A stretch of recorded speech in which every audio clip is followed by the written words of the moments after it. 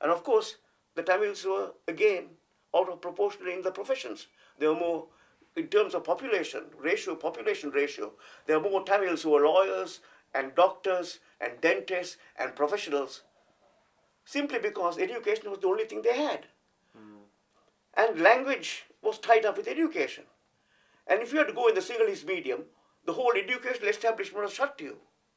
And if you had standardization, you had difficulty to get to university.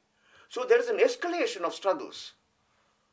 You see, the government tries to stay in power, brings in more laws. So you start with a little discrimination here, and an institutional racism there.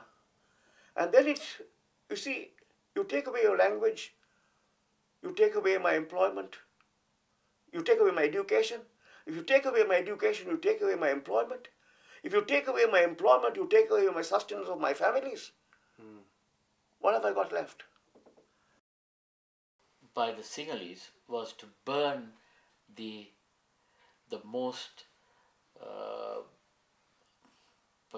sought out library in the Southeast Asia, which had 97,000 volumes of books, some of them written in all our lives long before Christ. Okay, they all ended up as ashes. And then we could see how it developed into 1983 pogrom, the worst July, when many lost their lives, and many millions of pounds worth of businesses, houses for the town people were just set up, just fire, burned to ashes. So after I got to the bus only, I realized I made a big mistake, because as I can understand the language, Sinhalese language, the people inside the bus, they are talking about how they torture or how they kill Tamils inside. So they are talking between them. So I realized that I'm in a very dangerous place rather than outside. So I got down in the next bus halt. I started to walk along the street where the burning shops and the people are got killed. I walked more or less 7 miles on that particular day. I'm in my early 20s, I was crying. There were pogroms. You see, it's called wrong to call this race riots. There are pogroms in 58, 77, 79, 81, 83. Every government, one after the other, tightened the screws on the Tamil peoples. Right. And they tightened them till there was nothing left.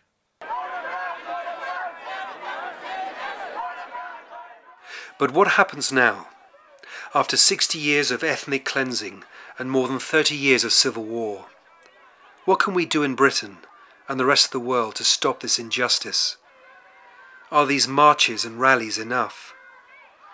Are governments listening? Have we still not learned from other conflicts in recent times?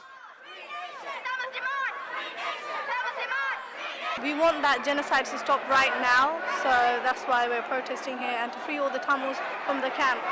Fundamental issues of the Tamils in the country, the aspirations of Tamils, they have not met, and international community again has to really engage in brokering something in between the Tamils and the government to address the fundamental issues of Tamils, to bring to get them their right for self-determination.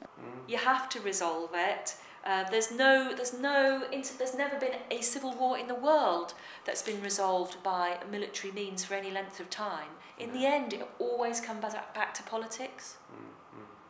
The only way to end what is a conflict would be a political solution. Any conflict only ends with a political solution.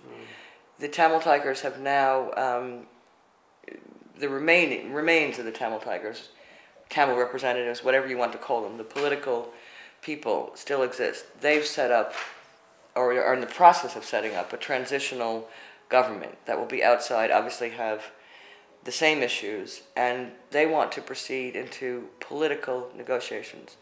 I think that is absolutely the only way forward, and it depends on whether the Sri Lankan government is going to savor and exult in this rather bloody victory, or address the issues that concern Tamils in Sri Lanka who are Sri Lankan citizens. Without addressing that, there's no end to this.